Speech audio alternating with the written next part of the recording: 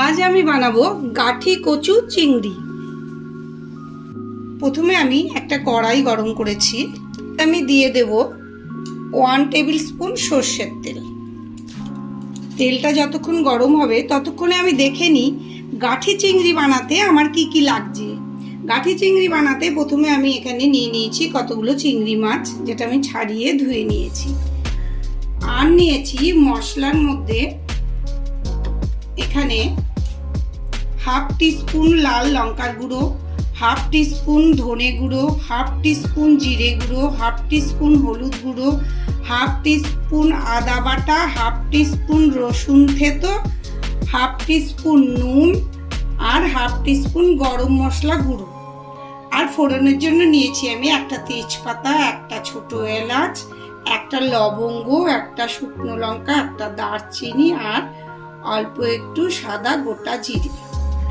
আর এখানে আমি নিয়েছি 1 টেবিল স্পুন টক দই, যেটা আমি ফেটিয়ে নিয়েছি। আর সেদ্ধ করা গাঠি কচু, সেদ্ধ করা আলু, যেটা আমি টুকরো করে কেটে নিয়েছি।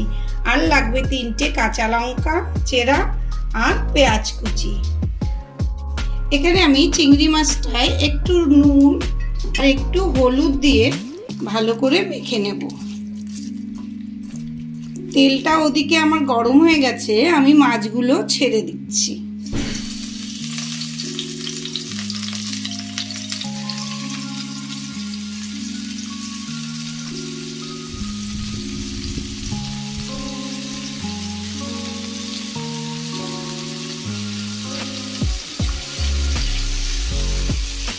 মাছগুলোকে আমি আগে একটু ভালো করে ভেজে নেব।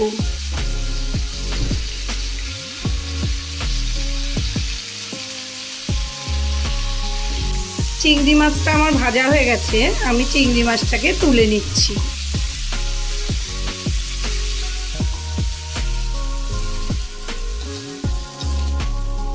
তাতে আমি আরো 1 টেবিল স্পুন তেল অ্যাড করে দিলাম। আমি এখানে গাঠি কচু সেদ্ধ করা আর আলু সেদ্ধ করা এই দুটোকে ভালো করে ভেজে নেব।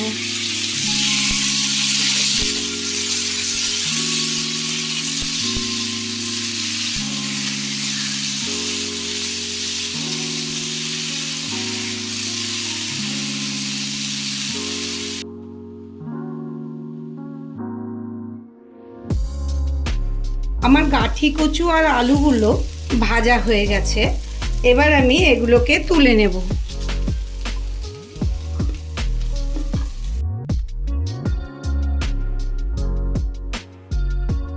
আমি আবারও 1 টেবিল স্পুন তেল এখানে দিয়ে দেব। এটা গরম হয়ে গেছে, এখন আমি ফোড়নের জন্য দিয়ে দেব একটা শুকনো লঙ্কা, একটা তেজপাতা, একটা দারচিনি, একটা ছোট এলাচ, একটা লবঙ্গ আর হাফ টিস্পুন সাদা জিরে।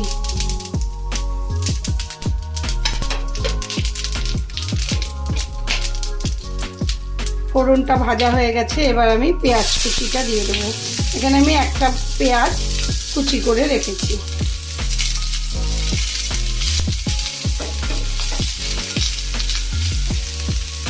এবার এতে দিয়ে দেবো রসুন কুচি, আদা বাটা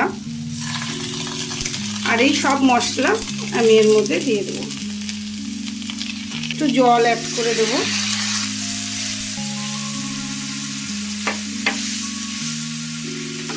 দইটাও এর মধ্যে দিয়ে দেবো।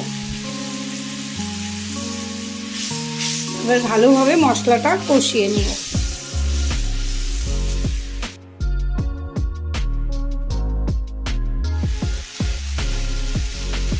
মশলাটা আমার খুব ভালোভাবে কষানো হয়ে গেছে, এবার আমি এতে অ্যাড করে দেব হাফ টিস্পুন চিনি গুঁড়ো।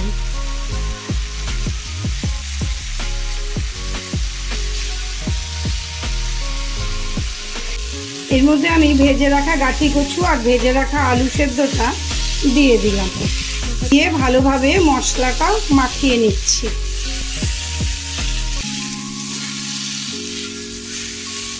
এবার আমি এতে জল অ্যাড করব।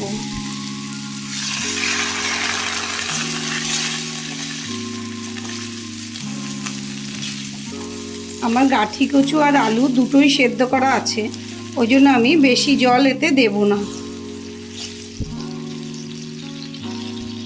এবার আমি ঢেকে 5 মিনিট রাখবো, রান্না হতে দেব। ঢাকনাটা খুলে নেব।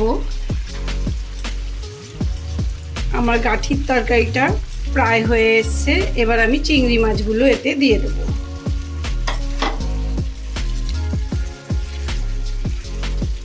চিংড়ি মাছগুলো যেহেতু ভালো করে ভেজে নিয়েছি, যেহেতু আর রান্না করার দরকার নেই বেশিক্ষণ, আমার রান্নাটা হয়ে গেছে।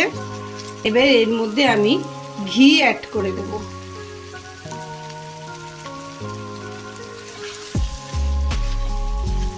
এবার গ্যাসটাকে অফ করে দেব। এখানে দিয়ে দেব 3টি কাঁচা লঙ্কা চেরা।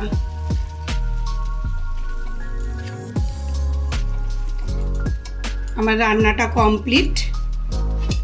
এবার আমি এটাকে ঢেকে কিছুক্ষণ রেখে দেব। রান্নাটা আমার ঠান্ডা হয়ে গেছে। এবার আমি এটাকে একটা পাত্রে তুলে নেব।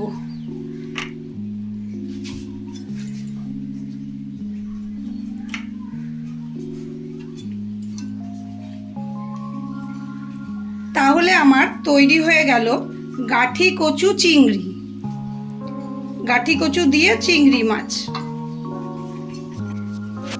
আপনাদের যদি আমার আজকের এই রেসিপিটি পছন্দ হয়ে থাকে তাহলে অতি অবশ্যই লাইক ও কমেন্ট করে আমাকে জানাবেন, আর আমার চ্যানেলটিকে সাবস্ক্রাইব করে দেবেন।